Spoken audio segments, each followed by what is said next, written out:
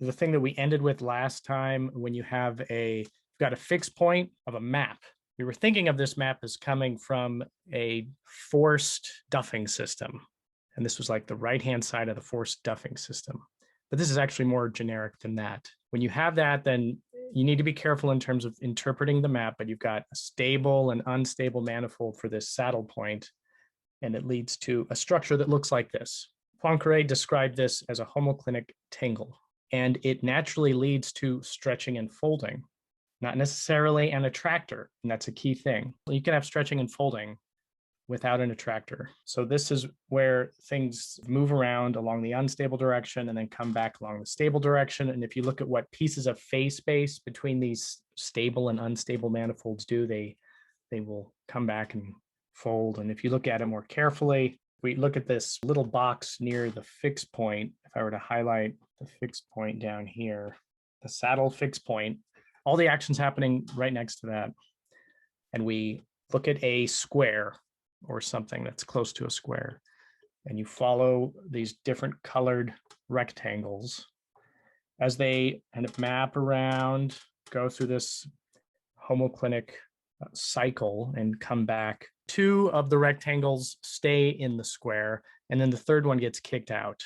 So the blue one gets tossed out. And so we're just focusing on what's happening in this little square.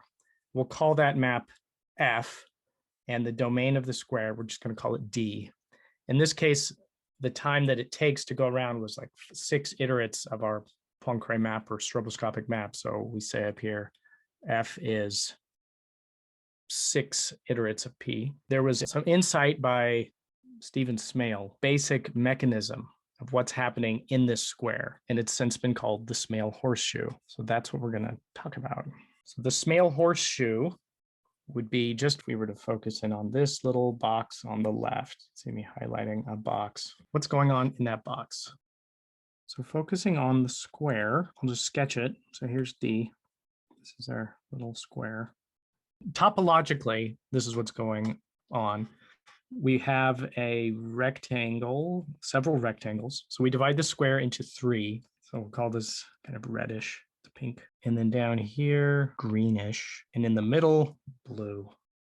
The reason we're coloring the things this way is because what's going to happen? The fate is going to look a lot like what happens up here in terms of the turnstile. This square, it gets stretched in one direction, squeezed in the other, so that what was a square now gets stretched along this way. We've still got 3 regions, the upper, the bottom, and then the middle. So this is stretched and squeezed. And then the next step would be being folded. So we take this elongated rectangle, fold it back, and intersect it with the original square. So here's our original square, D. We take this shape and we just fold it back to what seems like a horseshoe shape. The parts that intersect the original square, again, are the ones that we've highlighted and colored in green and in reddish. The blue part gets ejected, it just gets taken out of the square. So we toss that part away. We'll label these to make it easier. So first we have the original square. We'll call this top thing, it's a horizontal line. You could, horizontal bar, horizontal rectangle. We'll call that H1, and the bottom one down here, H0. And as you follow what's in there, H0 and H1 map back to the original square. What is essentially happening as things go around this homoclinic tangle? So this is the folding step, and then re-injection. And just like before, we toss out the blue middle region. So then what are we left with? We're left with the square and 2 vertical rectangles. So we might refer to this as V0, which is F. This is the map of H0.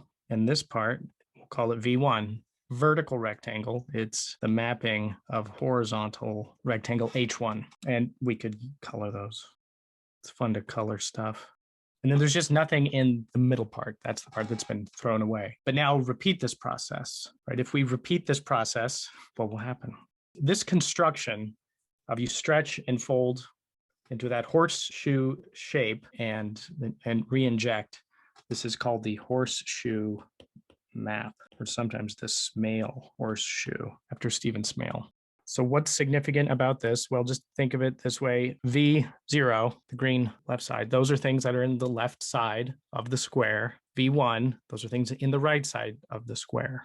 And if we were to repeat this process, so I'm going to start down here with the vertical rectangles, right? V0 and V1.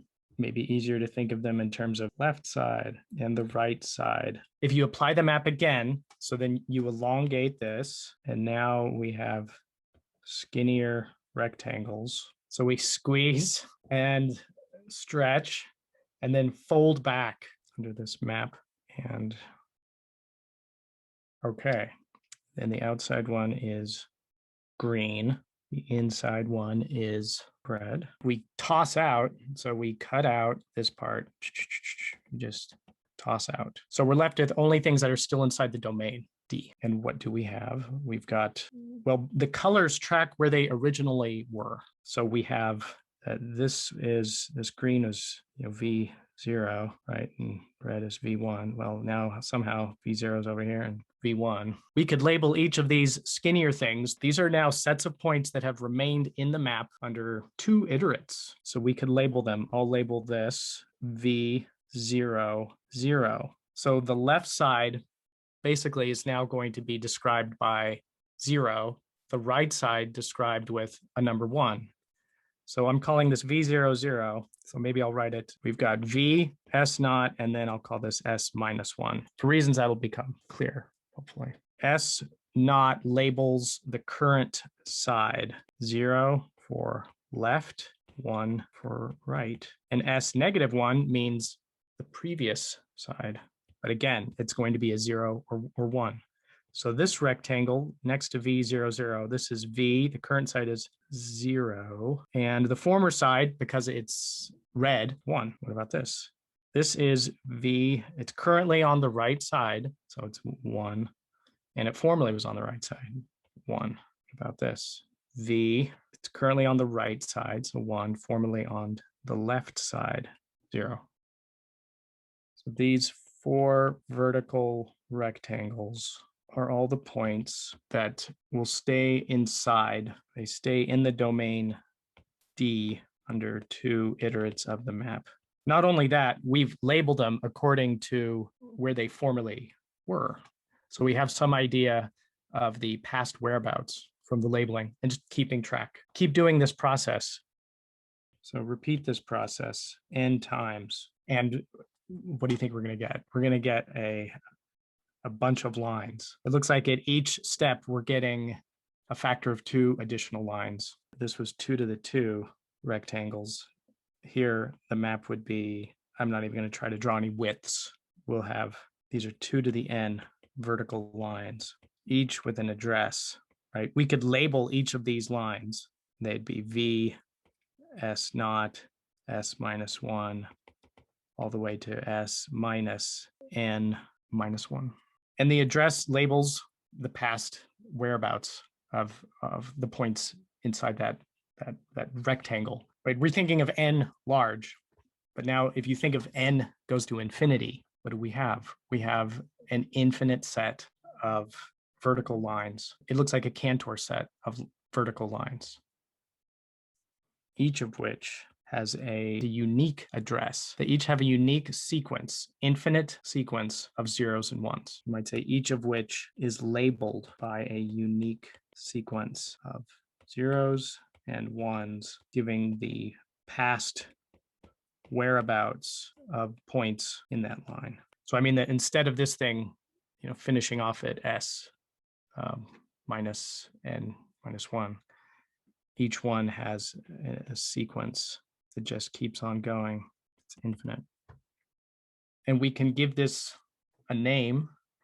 It's the same as if we were to take D, right, the original domain, intersect it with f of D, and then intersect that with f2 of D, and then intersect that with f3 of D forever. So it's an infinite intersection.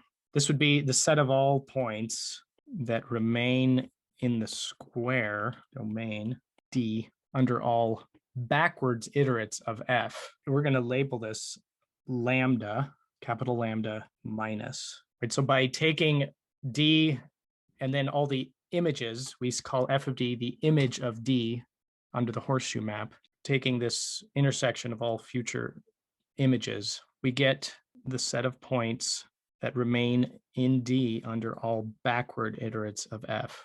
It's a Cantor set. It's not, it doesn't have full measure, right? We were in a 2D space and now we've got lines. Okay, so that's lambda minus. You might guess, oh, there's probably going to be a lambda plus. There is. So lambda plus we would get by going backward under the horseshoe map. So lambda plus, this is going to be D intersected with F inverse D intersected with 2 inverses of D forever. Set of all points that remain in D under all forward iterates of F. So we need to know what the inverse is. Up above, when we showed how this was made, we said that V1, right, and V0, this was F of H0. That's what V0 was. And V1 is F of H1. So now under the inverse of the map, instead of elongating in the vertical direction, we elongate in the horizontal direction. So we stretch that way and then fold, but you fold the other way. So in some sense, it's just writing the reverse of what we did before, where we went from the horizontal rectangles to the vertical rectangles. Well, we know the vertical rectangles were the mapping of the horizontal rectangles. So this is just how it happened. If we do the colors, I think left side was green. So this is green and this is green, and the right side red for right, just to make it easier. Right. And even under the inverse of the map, there's some part that gets tossed out. So you just sort of cut this out, toss it away. If you repeat this over and over and over, hopefully you can imagine what we're going to get. You repeat this a second time and we'll have, instead of 2 sets of horizontal rectangles, we'll have 2 to the 2. So if we did this again, what would we have? We'd have lines that would have addresses similar to what we had up above, but it would be labeling the current and future whereabouts. So we'd say this would be H with S0, S1. So current and then future. Take that infinite number of times, do this n times, n goes to infinity. And what do we get? Get a Cantor set of horizontal lines. They can't intersect. If I show them intersecting, I've done something wrong. And each of these, again, has a unique address. S0, S1, S2, where each SI is either 0 or 1, essentially labeling where it was in terms of the left side or right side. So it's giving future whereabouts. So this is what lambda plus is. Again, this is another infinite sequence. So each line, each horizontal line has a unique sequence of zeros and ones, labeling the future whereabouts. Now, where are we going with this? We're going to look at all the points that remain in D for all past and future iterates. So we're going to intersect both sets of lines. For the invariant set, lambda, this is lambda plus intersected with lambda minus. It's a set of all points that remain in the domain D under all past and future iterates of F. So these are the things that forever, going forward infinity and backward infinity in terms of this discrete time, these are the things that stay in the domain D. What do we say lambda plus is? Some horizontal lines, infinite number. Cantor set intersected with vertical lines. What is this going to be? It's going to be a cloud of points where these lines intersect the 2 sets of lines. There's an infinite number of them. They're also a Cantor set. So these are all the things that stay in D forever. And each point has a unique address. Each point P in lambda, it has a unique address that we could write this way. S0, S1, S2, S3, and going backward, S minus 1, S minus 2, S minus 3. And each of these labels says where that point, what other point in the invariant set it's going to jump to. So this is where the point is currently, S naught. So everything that's on the left side is going to have an S naught equal of 0. So this is where it is currently. And then S1 is where it's going to go to under one iterate, and S2 is where it's going to go to under two iterates. But it's going to another point in the invariant set. S minus 1 labels, okay, if we're starting in S naught, which is 0 and 1, so are you on the left side or the right side? S negative 1 says where it came from under one previous iterate, so under F inverse. And then that goes on and on, right? Because points in the invariant set, being in the invariant set, must map to other points in the invariant set. So for example, maybe it's currently on the right side. It's going to stay in the right side under one iterate, then it's going to go to the left, then it's going to go to the right, right? And it came from the left side. Before that, came from the right side, came from the right side, came from the left. This is called, in the language, because we've taken two infinite sequences, this is a bi-infinite sequence. So this is interesting. Not only do we have a Cantor set that we've said, this is the set of all points that remain in D under all past and future iterates.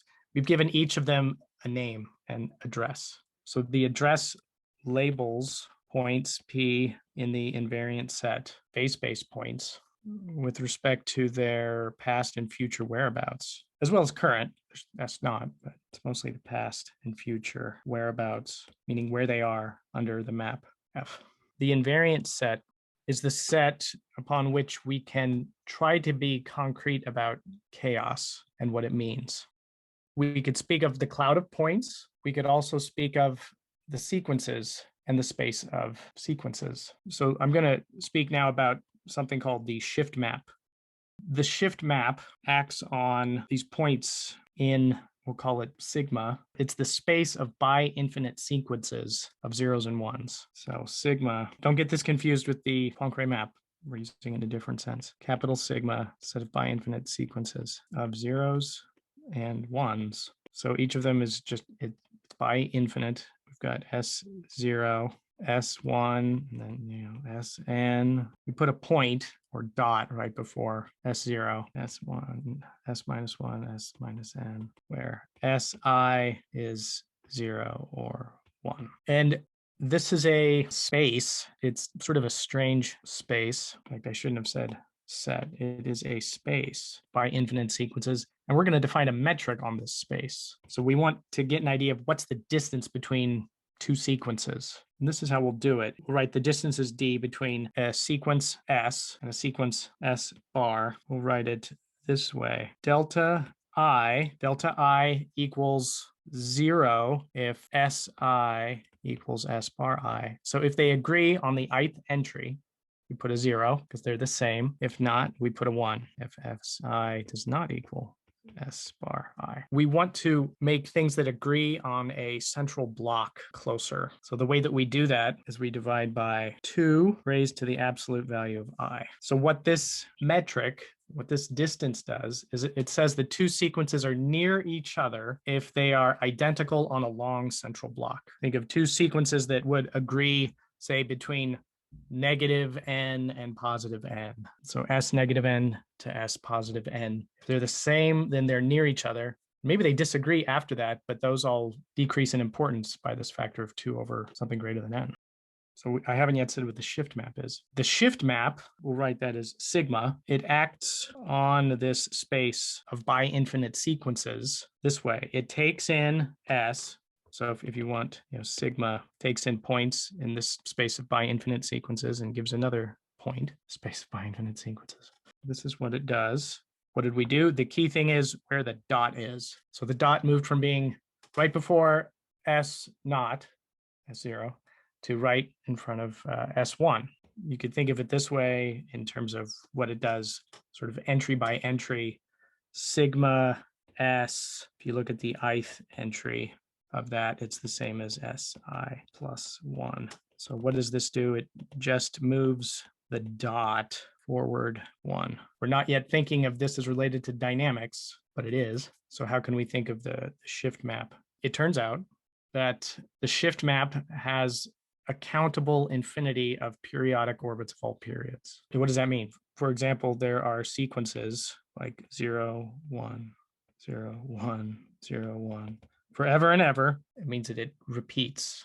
It just goes between 0 and 1. But it's got periodic orbits of all periods. So viewed as a dynamical system, very weird dynamical system, but it's got periodic orbits of all periods. This is a period 2, but we have things of all periods. It also has an uncountable infinity of non-periodic orbits. So sequences that do not repeat. It also has a dense orbit, meaning an orbit that gets arbitrarily close to all the points in the space. And maybe it's not obvious, or maybe you could see it. This models the phenomenon that we call deterministic chaos. It exhibits sensitive dependence on initial conditions because the distance between nearby initial conditions grows.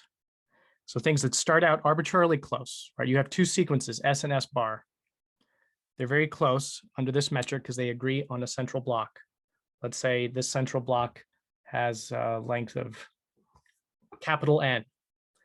Well, after capital N, when they don't agree, they're going to be just totally incoherent with each other. So everything's sort of forgotten. It's very mathematical, but it does capture what we expect of something that's chaotic. It hardly looks like any kind of dynamical system that we would see in applications. It seems totally contrived and bizarre. But this does model what we'd like to embody in the idea of deterministic chaos. But despite being deterministic, right, you're just sort of shifting one over. Imprecise knowledge of initial conditions leads to unpredictability after some finite time. If I have two sequences, let me say, S is, I'm just going to make up some sequence of zeros and ones. Here's S bar. And they agree on this central block. But if we don't know what they do afterwards, so these two would seem close according to that metric, but then after that, maybe they are totally incoherent with each other. And this goes on forever and ever. I'm just doing the future parts. So despite agreement on a large central block, beyond that, it could be totally different.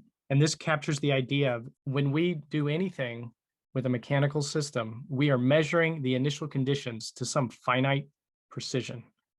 So in practice, in engineering and scientific applications, we only know in some sense, the initial sequence up to some error, which is like knowing just the central block.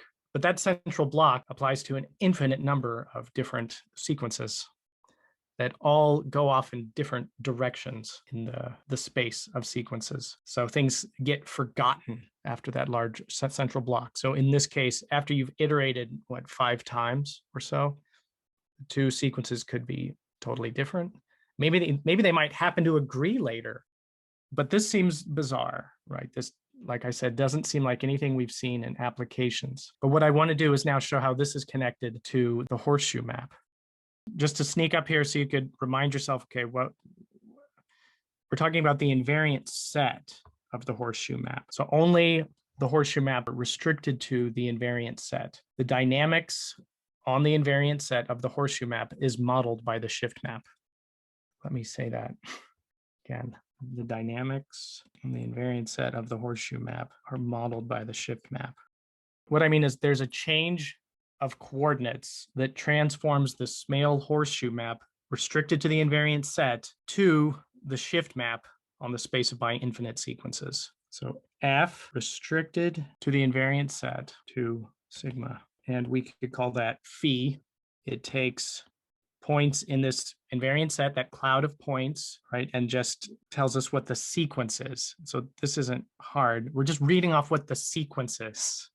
A point P maps to its sequence under this change of coordinates that we're calling phi. And then we have that F, at least restricted to this invariant set, is the same as, first we operate by phi, the change of coordinates. We first operate by phi, and then by sigma, and then by phi inverse. So two sequences that are close together, if they agree on a large central block, that means they'll be close in this invariant set on the domain, and eventually they will lose all coherence. So it means that the dynamics in this invariant set is chaotic in the same sense that the shift map is chaotic. So this has become a way that people have proven chaos, even in systems that are area preserving, or in terms of mechanics, systems that conserve phase space volume.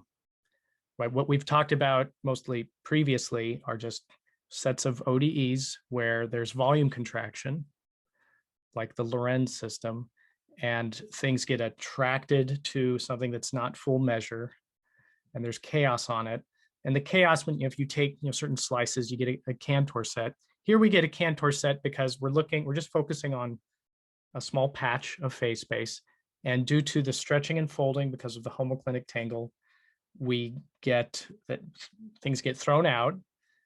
And so that square gets mapped to something smaller. It's almost like we're effectively trying to produce contraction of volume by what we've picked as the part of phase space to focus on. On this invariant set, we have chaos in this well-defined way. There's still kind of intuitively chaos, even in the full system, even regions that have full measure, but it's on this invariant set that's near the saddle point of the homoclinic tangle that we can very precisely speak of chaos. And you can prove if your system has things like this. Anything that has a homoclinic tangle is going to automatically satisfy it. There's other things, and I'll probably want to end this topic there. To prove you have a horseshoe map, there are some conditions. You see if your system, at least restricted to a certain patch of phase space, obeys the Conley-Moser conditions. This is basically just a way of saying that you've got, on some patch of phase space, things that are very roughly horizontal strips will very roughly map to vertical strips. And you could read more about that. What I did for my PhD, and this was kind of hard, and I'm not going to really say much about it, but I was trying to prove chaos in the three-body problem. And for the three-body problem, we had not one horseshoe, but something like 8 horseshoe maps that all mapped one to the other. So it was a little bit harder to prove chaos, but we came up with some global theory for structure near homoclinic, heteroclinic cycles in the three-body problem. Meaning, you give me any sequence of certain letter. We actually had a sequence not on 2 symbols. This is on the space of sequence of just 2 symbols, 0 and 1. We had a space of 4 symbols. And so you could give me any admissible sequence of those 4 symbols. And I could say, yes, we could prove that there is an orbit that does that. And it had something to do with visiting different parts of the phase space. So I can tell you more about that if you're interested. But let's leave that for now. And you could ponder. That was very high, up in the clouds high. I think the main point, if you get nothing else, is that you could have chaos without an attractor. This invariant set is not an attractor. In fact, you're never going to, in some sense, ever be on the invariant set.